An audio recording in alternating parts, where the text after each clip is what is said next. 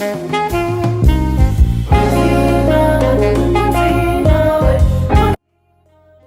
are you? And I just want I'm good. How are you? Good, good. I'm glad we had the chance to finally get this to go through. Yeah, same here. Finally, Yeah, it's great to meet you. Where are you located? in Johannesburg. Okay, wonderful, wonderful. Well, it's Yeah, great to meet you. And before we get into Convergence and kind of talking about your life and music, I want to begin yeah, with 4 years ago, we were really getting our heads wrapped around this pandemic and what it was going to yeah. mean. How did you survive the COVID-19 pandemic and how did it change you? Sure. So the pandemic for me, I often like always say that it actually was a godsend. It was a blessing for me because it allowed me to sit with the music that I had because I hadn't recorded the album at that point. So it gave me the opportunity to actually go in, sit with the music, and imagine the album and how I would like the music to be put together. And how basically I would say that's how I survived it because um, all we could do at the time was stay at home. So I would I would spend my days just spending time with myself, and then after that with my family, and after that I sit with the music for the rest of the day, and it would just be blissful for me. And how it changed me, I think it gave me the courage to eventually do this album and to eventually put myself out there because I mean, as we know, musicians, it's we're always it's the one thing we're most afraid of putting out a body of work because you know you're going to be judged. I mean, there's the jazz police out there. So you're always like weary of actually doing this thing because you know people are going to be nitpicking at the music or the sound. So talk to me a little bit about this album. What went into it? What was your vision for the final album? Sure. Um, so a lot went into it. Um, a lot of the music, I would say maybe about 80% of it is music that was already there. So from when I started my music journey, so actually learning how to play the saxophone, some of the music is from way back then. And only 20% of it was like from around 2020, 2021.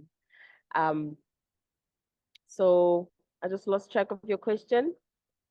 I just wanted to know what your vision for this album was and kind of what went Oh, into it. yeah, yeah.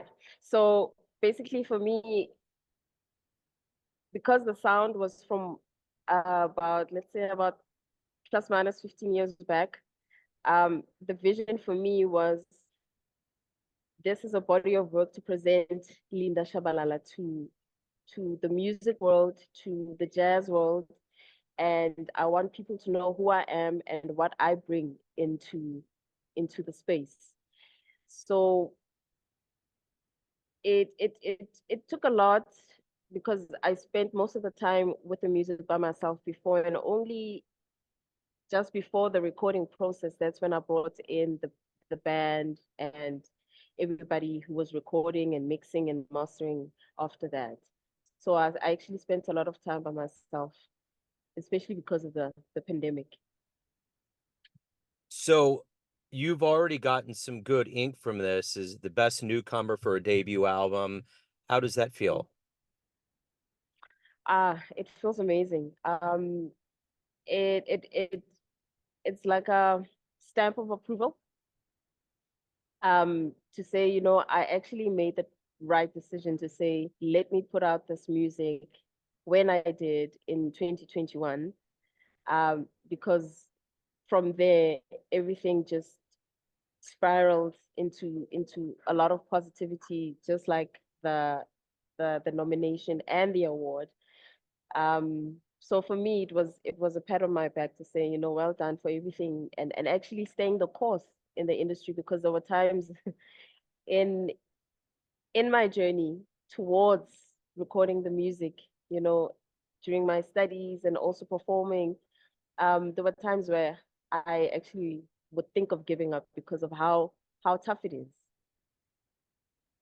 So talk to me a little bit about how this journey into the music and more specifically jazz started for you. How did this happen? Where were you kind of born and raised, and what were the roots?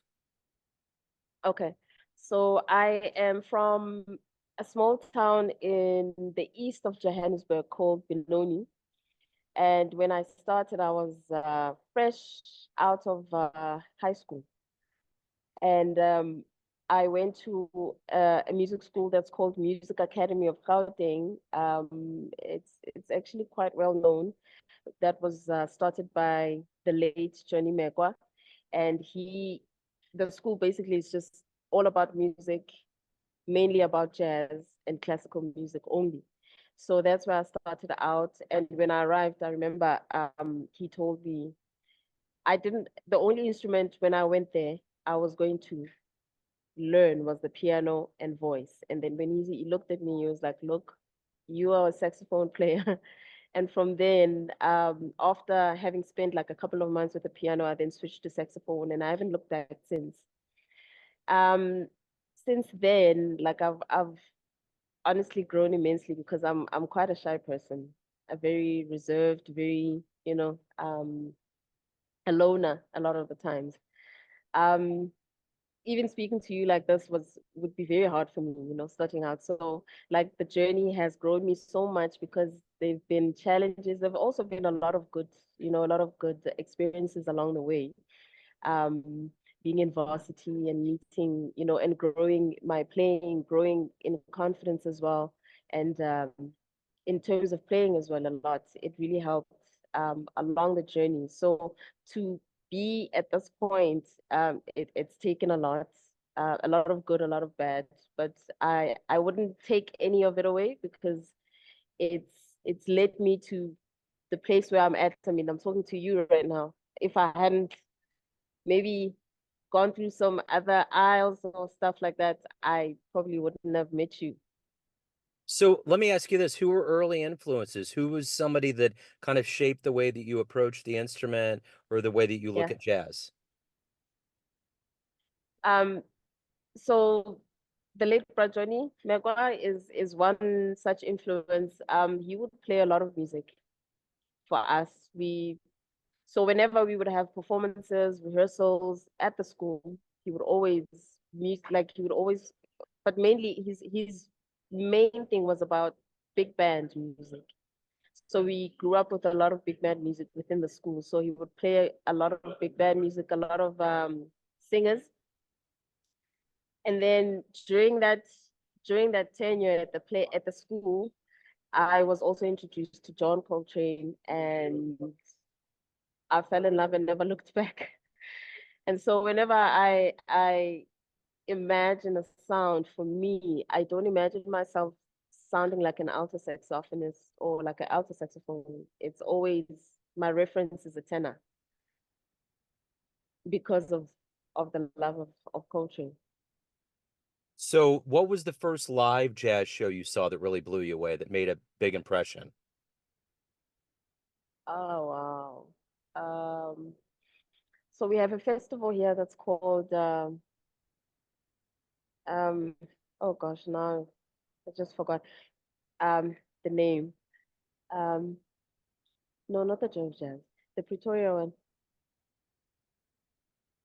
I forgot that. I forgot It's it. okay. But um Roy Hargrove was in the country performing at that jazz festival, and he brought his whole unit with him.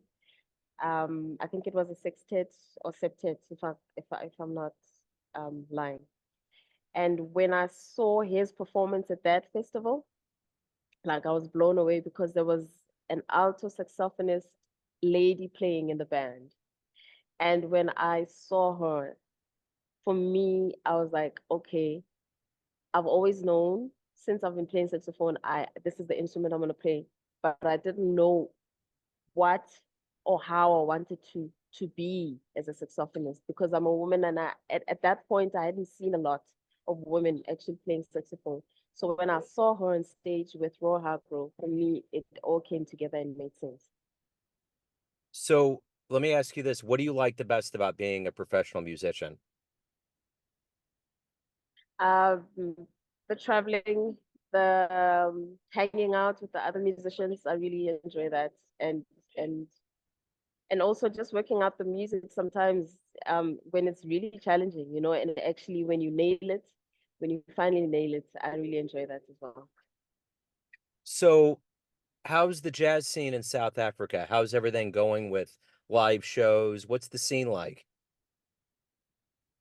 Um, since COVID, it's actually, I would say, since sometime last year, 2023, it's actually been picking up because after the pandemic, straight after the pandemic, things were really slow for a lot of people. There weren't a lot of live shows, and a lot of the venues were closing down. So now what's happening is that the ones that have remained open are now starting to pick up in terms of performances and actually patrons showing up in numbers at the performances. So it's starting to get exciting again. And there's a lot of tours also that are going around. People are touring again within the country and within the region, the Southern African region as well, which is really cool. So at the end of the day, why do you love jazz? Sure. I love the freedom of being able to express myself, how what I'm thinking or how I'm feeling at at that particular moment when I'm performing or rehearsing. I love the freedom that it gives me to express myself anyhow. So what's next for you as far as live shows, promoting the album? What's going on with you as the warm months are here? So we definitely continuing to market the release of the album, re-release of the album. Um, right now we are planning on the performances that are coming up, and there's a tour also that's gonna come up of the Eastern Cape in South Africa. Um, but besides that, I'm also performing with other bands. I'll be performing with Kirby Twayeti. I don't know if you know him, the bass player. Um, on the 31st of this month. Yeah, so far that's what I'm doing. Okay. So if anyone wants to pick up the album, physical copy, find out more about you and your career and live shows, where's the best place to go? So they can catch me on all my social media pages, on Instagram and Facebook. It's Linda Tshabalala Music. And if they want an actual copy of the album, they can DM me and find out how to actually get one. Excellent. Linda, this has been wonderful. Thank you so much for your story. Thank you for your time. Best of luck with everything. I appreciate it. Thank you so much. Thank you for the opportunity and the time as well. Absolutely. And before